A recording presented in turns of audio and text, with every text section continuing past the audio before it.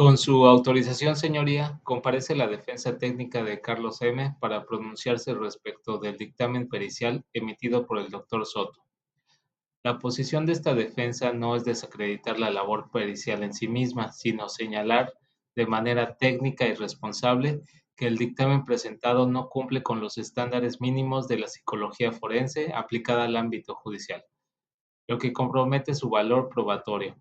Sostenemos que el informe adolece de tres deficiencias técnicas sustanciales, como son la validez de contenido, la confiabilidad e idoneidad metodológica para el análisis del momento del hecho, las cuales trascienden lo técnico y afectan directamente derechos procesales fundamentales, como el debido proceso y el derecho a una defensa adecuada.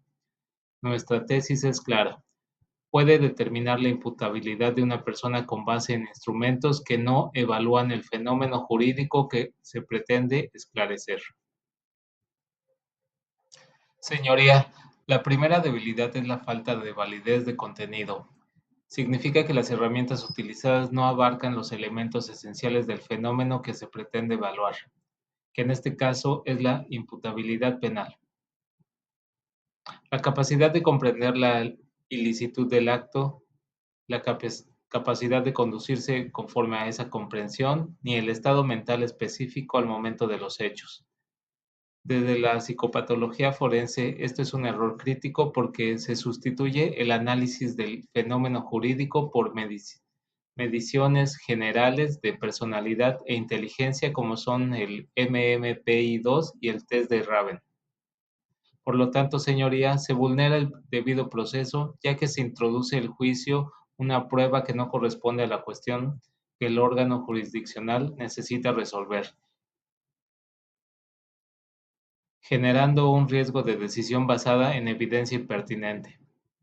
Como segunda debilidad, los problemas de confiabilidad. Esto implica que los hallazgos pueden no ser consistentes o pueden depender excesivamente del criterio subjetivo del evaluador. En este caso no se documenta la consistencia interna del MMPI-2, lo que deja en duda la estabilidad de las elevaciones reportadas. El señalamiento de descontrol impulsivo deriva de una entrevista clínica sin evidencia de estructuración ni control intersubjetivo. Desde una práctica ética en psicología forense, esto es problemático porque no se garantiza que otro perito en condiciones similares llegue a las mismas conclusiones. Por lo tanto, se afecta el derecho a una defensa adecuada, ya que mi representado enfrenta conclusiones que no pueden ser verificadas ni reproducidas con certeza científica, abriendo la puerta a interpretaciones arbitrarias. La tercera debilidad es la inadecuación de los instrumentos para evaluar el estado mental en el momento del hecho. Esto significa que los test aplicados son de carácter general y atemporal y no permiten reconstruir estados psicológicos transitorios o crisis emocionales agudas. En el presente caso se omitió analizar el contexto de la ruptura de la pareja y la posible reacción emocional intensa, el desbordamiento afectivo evidenciado en la conducta desde la psicopatología forense y su responsabilidad social. Esto es fundamental porque la conducta humana no puede desligarse de su contexto emocional inmediato. Por lo tanto, señoría, se compromete la presunción de la inocencia, ya que pretende atribuir responsabilidad plena sin haber analizado de manera técnica y específica las condiciones mentales en que ocurrieron los hechos. Señoría, en el sistema penal, la prueba pericial debe cumplir con criterios de pertinencia, idoneidad y confiabilidad. Cuando un dictamen no evalúa el objeto jurídico solicitado, no garantiza consistencia en sus resultados y no analiza el momento crítico de los hechos, entonces deja de ser un medio de conocimiento válido y se convierte en un elemento que puede inducir a un error judicial.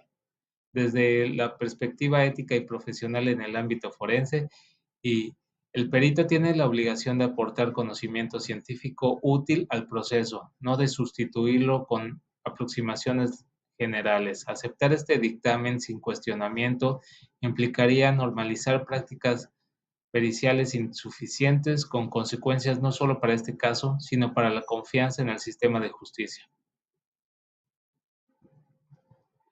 Señoría, por lo expuesto anteriormente, esta defensa solicita que se reste valor probatorio al dictamen emitido por el doctor Soto, en virtud de sus deficiencias técnicas en validez, confiabilidad e idoneidad. Asimismo, solicitamos que se ordene la ampliación o reposición del peritaje mediante una evaluación psicológica forense que analice el estado mental al momento del hecho, evalúe específicamente la capacidad del control conductual e incorpore el contexto emocional y situacional del imputado. Todo ello bajo estándares científicos y éticos aplicados al sistema de justicia. Solo así se podrá garantizar la decisión de este tribunal se basa en evidencia válida, suficiente y respetuosa de los derechos fundamentales de mi representado. Es cuanto, señoría. ¿Qué define la OMS como trastorno mental y cómo se relaciona con el ámbito judicial? La OMS define un trastorno mental como una alteración clínicamente significativa en la cognición, la regulación emocional o la conducta de una persona, asociada a disfunciones en procesos psicológicos, biológicos o del desarrollo. Esto se relaciona en el ámbito judicial porque dichas alteraciones pueden influir en la capacidad del individuo para comprender la ilicitud de sus actos o actuar. ¿Qué aspectos se evalúan para determinar la responsabilidad penal de una persona? El historial clínico, es decir, pruebas psicológicas y neuropsicológicas, la existencia de un trastorno mental que afecte su voluntad o juicio, su capacidad de comprender el hecho delictivo, la relación entre el trastorno y el hecho delictivo, es decir, el control de sus impulsos, su estado mental al momento de cometer el acto y los elementos que permiten establecer si actuó con plena conciencia y libertad.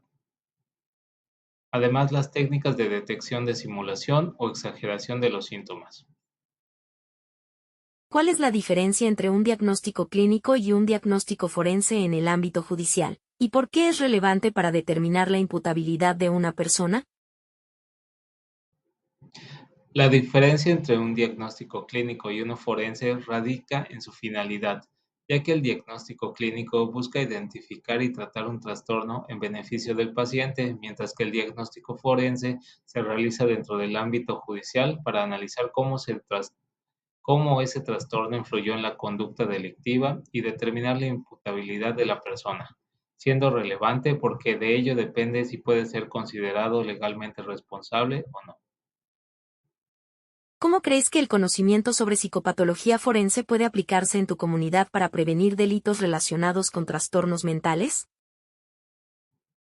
El conocimiento sobre psicopatología forense puede aplicarse en la comunidad mediante la detección temprana de trastornos mentales, la promoción de programas de atención psicológica, la educación sobre salud mental y la colaboración con instituciones, lo que contribuye a prevenir delitos relacionados con alteraciones psicológicas y a fortalecer una intervención más adecuada y humana en el sistema de justicia.